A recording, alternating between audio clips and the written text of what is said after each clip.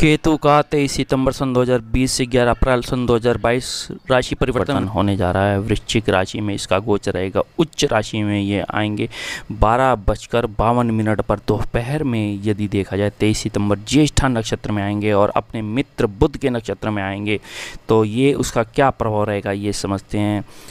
अच्छी व बुरी आध्यात्मिक का प्रभाव जो है केतु पे रहता है और ये प्रकृति प्रभाव का कार्मिक संग्रह भी माना गया है। ये एक और दुख को दर्शाता है, दूसरी ओर हानि को दर्शाता है और ये देखा जाए तो विभक्ति का कारक भी माना गया है।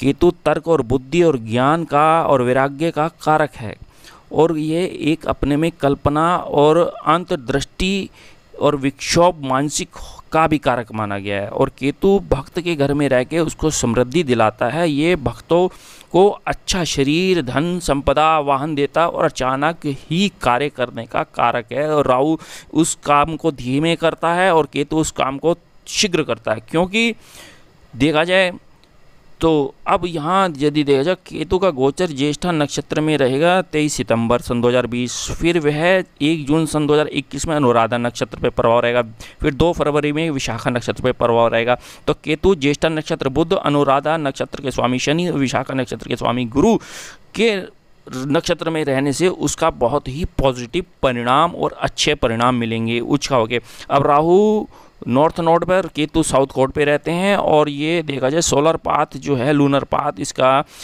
राहु पाथ कहते हैं हम। इनके 2 बिंदु कटाव होने पर तो सूर्य ग्रहण, चंद्र ग्रहण आदि लगते हैं। अब ये समझना है कि केतु का प्रभाव क्या है और केतु क्या है। क्योंकि राहु को स्त्रीलिंग माना गया है, केतु को नपुंसक ग्रह माना गया है। अपने में राहु विध्वंसक का काम कराता है तो केतु मोक्ष का कारक माना गया है।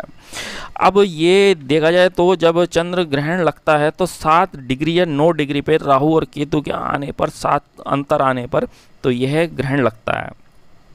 इसका वैसे तो अपना कोई अस्तित्व नहीं है, छायाकृत ग्रह है ये अपने में, और ये अपने में निचला गर्दन से नीचे का पार्ट है केतु, और उसका हृदय तो है, मन तो है, लेकिन उस पर ज्ञान मतलब कि बुद्धि नहीं है उसके अंदर।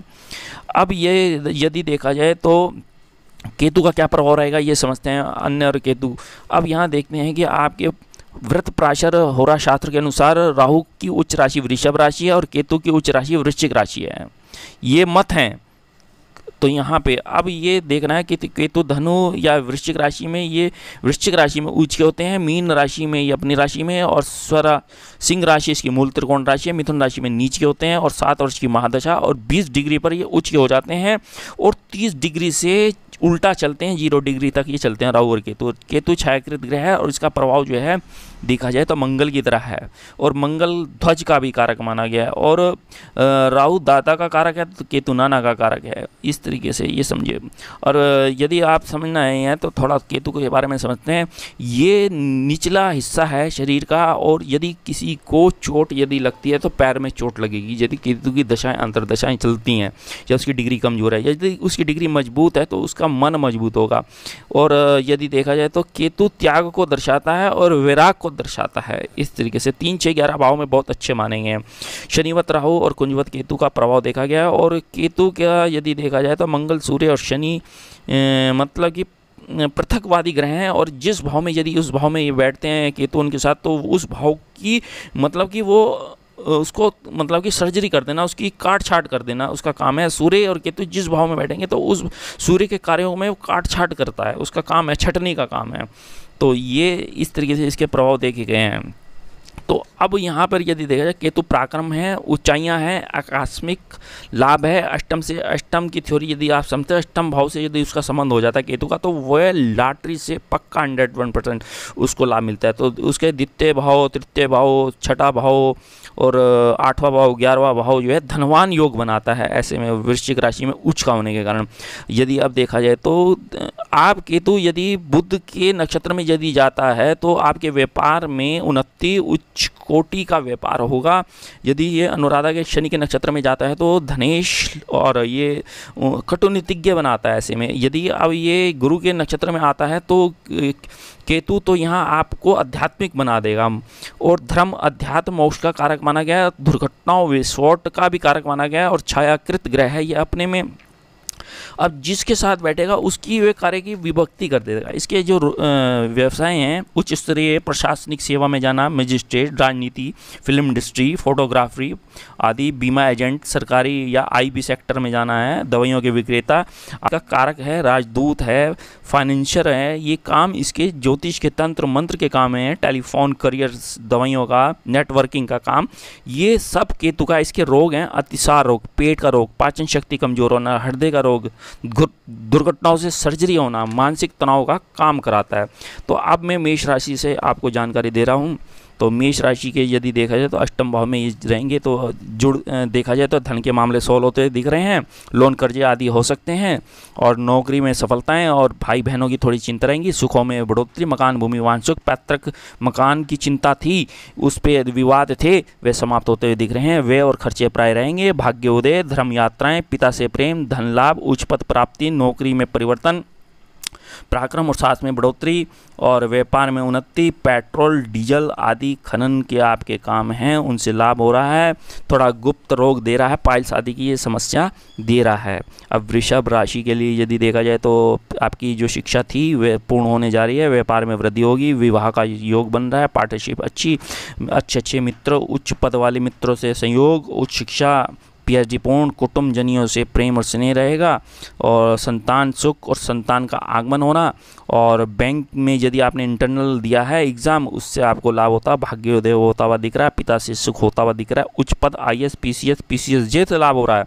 यदि देखा जाए तो आप पुल निर्माण या आपके इनकम टैक्स विभाग में हैं तो उससे आपको लाभ होता हुआ दिख रहा है। तो यहाँ आपके सफल भाइयों से लाभ और शत्रुओं का आप दमन करेंगे, आकस्मिक धन प्राप्ति का योग बनेगा।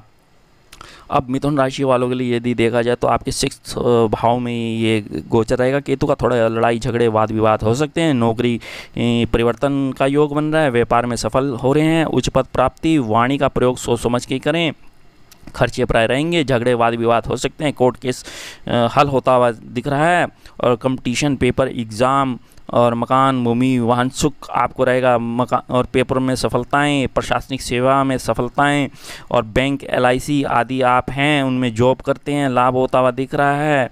स्टील प्लांट है, सीमेंट के प्लांट हैं आपके, तो आपके व्यापारों में बहुत ही उन्नति होती हुई दिख रही है मिथुन राशि वालों के लिए। गुप्त धन प्राप्ति का योग, आर्थिक व्यवस्था मजबूत, संतान सुख और उच्च शिक्षित संतान आपका यशस्वी आपको बनाएगी, और अपार धन प्राप्ति का योग बनेगा, बुद्धिमान होंगे और संतान से आकस्मिक धन प्राप्त होगा, और थोड़ा प्राय मानसिक तनाव दे सकता है। कर्क राशि वालों के पंचम भाव में ये रहेंगे, तीर्थ स्थल में जाएंगे, अध्यात्म में सफलताएं, तंत्र मंत्र यंत्र में सफलताएं, संतान सुख, यशस्वी संतान होना, और कर्क राशि वालों के लिए उच्च शिक्षा प्राप्ति होना, इंजीनियरिंग में जाते हैं लाभ होना, व्यापार में ज़बरदस्त लाभ होना, भाग्य उदय होना, पिता से पैतृक संपत्ति प्राप्ति का योग होना, विवाह देरी में होगा, प्राय थोड़ा सोच समझ के लव करें, और उच्च शिक्षा प्राप्त रहेगी, प्रशासनिक सेवा में सफलताएं, आईएएस पीसीएस आदि, या मेडिकल इक्विपमेंट्स हैं आपके, वैक्सीन रिसर्च करेंगे, माइक्रोबायोलॉजी से आप मतलब पीएचडी करेंगे, इलेक्ट्रॉनिक्स इलेक्ट्रिकल ऑटोमोबाइल के यदि आपके व्यापार हैं, बहुत अच्छे प्रेम जीवन से आपको उतार चढ़ाव तो रहेगा, लेकिन फिर भी आप प्रेम करेंगे, और विवाह का संयोग बनेगा, व्यापार में थोड़ा विस्तार करेंगे आप। अब सिंह राशि वालों के लिए यदि देखा जाए तो केतु चतुर्थ भाव में रहेंगे, सुखों की वृद्धि करेंगे, माता का सुख देंगे, माता की आयु को अच्छा करेंगे, धन लाभ होगा, स्थान परिवर्तन होगा, उच्च पद प्राप्ति का योग बनेगा। जहाँ देखा जाए तो थोड़ा प्राय हृदय और फेफड़ों का रोग हो सकता है, और किसी झगड़े वाद विवाद में ना पड़े, नौकरी और पदोन्नति से लाभ, वाहन सुख होता हुआ दिख रहा है, और ऐशो आराम पूर्ण रूप से रहेगा। टेक्नोलॉजी में जाते हैं या आईटी सेक्टर में सफल हो रहे हैं आप, बैंक के मैनेजर हैं उनसे लाभ होता हुआ दिख रहा है, शेयर से लाभ होगा, बैंक मेडिकल संचार के शेयर से, सरकारी क्षेत्रों से लाभ, अधिकारी प्रसन्न हो गए, उच्च पद देंगे, परिवार में थोड़ा तनाव रहेगा, खर्चे रहेंगे। और यहाँ कन्या राशि के लिए केतु तृतीय भाव में रहेंगे, विदेश यात्रा रहेंगी, छोटे बड़े भाइयों का थोड़ी चिंता रहेंगी आपको, और अपने कर्म के बल पे आप भाग्योदय करेंगे, और विवाह का योग बनेगा, व्यापार में धन लाभ होगा, पिता से थोड़ा तनाव या वो अस्वस्थ हो सकते हैं, और यात्राएं रहेंगी, और सोच समझ के विचार करें यात्रा में, धार्मिक यात्राएं हों, यंत्र मंत्र तंत्र हवन पाठ पूजा में या टैरो कार्ड में आप जाएंगे, और शिक्षा में सफलता है, उच्च शिक्षा ग्रहण करेंगे। नौकरी, इंजीनियरिंग, मैकेनिकल, सिविल इंजीनियरिंग से लाभ, मकान, भूमि, वाहन सुख होता हुआ दिख रहा है। पैतृक संपत्ति प्राप्ति का योग बन रहा है। इस प्रकार नौकरी में सफलताएं रहेंगी। अब तुला राशि वालों के द्वितीय भाव में ये केतु रहेंगे, तो धर्म न्याय के आधार पर आप जो है किसी विवाद में फंस सकते हैं और संभावनाएं हैं, थोड़ा वाणी को कंट्रोल करें। इंपोर्ट एक्सपोर्ट से लाभ होगा। आपका भाग्योदय, पूरा सहयोग मिल रहा है। धन के मामले में थोड़े क्लेश रहेंगे। प्रॉपर्टी के मामले में सफलताएं, संतान सुख हो रहा है और इस तरीके से लाभ होता हुआ दिख रहा है और ये लाभ आपका पूर्ण रूप से रहेगा। शिक्षा में सफलताएं रहेंगी, शिक्षा से लाभ होगा, उच्च शिक्षा में वृद्धि होगी। हालांकि स्वास्थ्य से जुड़ी समस्याएं, परेशानी आ सकती हैं, बेहतर रहेगा आप थोड़ा ध्यान रखें। खान पीन पे बुद्धि का सदुपयोग करके धन का लाभ करेंगे। मकान, भूमि, वाहन सुख रहेगा और दांतों में थोड़ा दर्द रह सकता है। शत्रु आपके पराजित तो होंगे और वाहन का सुख होने जा रहा है। वृश्चिक राशि वालों के केतु प्रथम भाव में लग्न में ही बैठेंगे और लग्न में बैठ के आपके व्यक्तित्व को बढ़ाएंगे और ये मजबूती देंगे, भाग्य उदय करेंगे और उत्तम शिक्षा देंगे। भविष्य का अच्छा फल प्राप्त होगा आपको। आपकी थोड़ा वाणी पर नियंत्रण करना पड़ेगा। आप किसी का दिल दुखा सकते हैं और ध्यान रखना पड़ेगा, अन्यथा दिक्कत आ जाएगी। आर्थिक रूप से यह समय चुनौतीपूर्ण रहेगा और उम्मीदें आपकी रहेंगी। भाई बहनों का भरपूर सहयोग मिलेगा और सुख में बढ़ोतरी मिलेगी। और कंपनीज़ में यदि आप कार्य कर रहे हैं तो थोड़ा घर में भी और कंपनी का भी, फैक्ट्री का भी आप कंस्ट्रक्शन का काम करेंगे और छोटी यात्राओं से लाभ होगा। संतान सुख होगा, संतान से लाभ होता दिख रहा है। शिक्षा में वृद्धि, उच्च भाग्य होने के कारण मकान, भूमि, वाहन सुख, पराक्रम, साहस में बढ़ोतरी, पदोन्नति, सरकारी विभाग से उच्च पद रहेगा।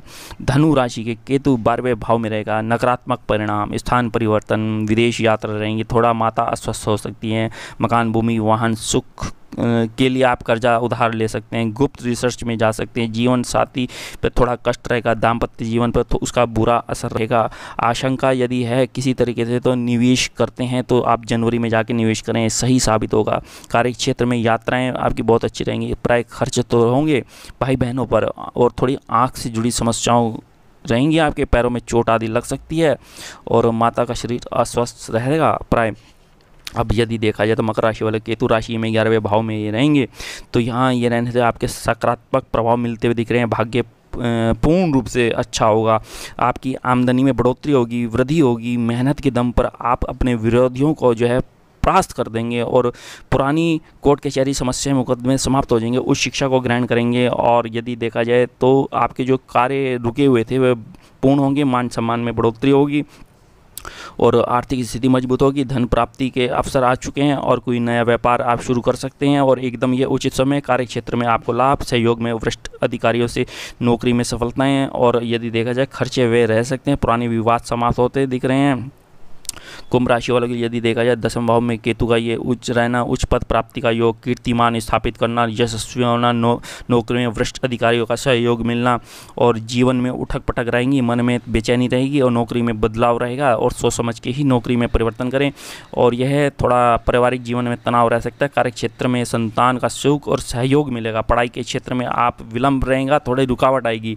विदेश में इंपोर्ट एक्सपोर्ट से लाभ मिलेगा। मल्टीनेशनल कंपनी से आपको लाभ होता हुआ दिख रहा है। यदि आपने इंटरव्यू दिया है तो उसमें जो है सफल हो रहे हैं। स्वास्थ्य पर थोड़ा ध्यान दें वरना जो है परेशानी आ सकती है। शत्रुओं को पराजित करेंगे। धन लाभ रहेगा, कुटुंब सुख रहेगा। वाहन ध्यान से चलाएं। मीन राशि वालों के लिए जीवन बहुत ही अच्छा रहेगा। आमदनी में वृद्धि, पिता से सुख और भाग्य उदय रहेगा। विवाह का योग बनेगा। व्यापार में आपकी वृद्धि रहेगी। पार्टनरशिप के सहयोग रहेगा। शिक्षा उत्तम रहेगी और यहाँ संतान बाधा में थोड़ी दिक्कत आ रही है या उनसे थोड़ा तनाव हो सकता है। और इस दौरान आप तीर्थ स्थल में जा सकते हैं। पैतृक संपत्ति प्राप्ति का योग बन रहा है। थोड़े प्राय व्यय और खर्चे हो सकते हैं। झगड़े वाद विवाद हो सकते हैं। अचानक भाग्योदय होगा। पिता से संपत्ति प्राप्त होगी। शिक्षा उत्तम होगी। सकारात्मक आपकी सोच रहेगी। अतः मेरे चैनल को लाइक करें, सब्सक्राइब करें, शेयर करें। धन्यवाद।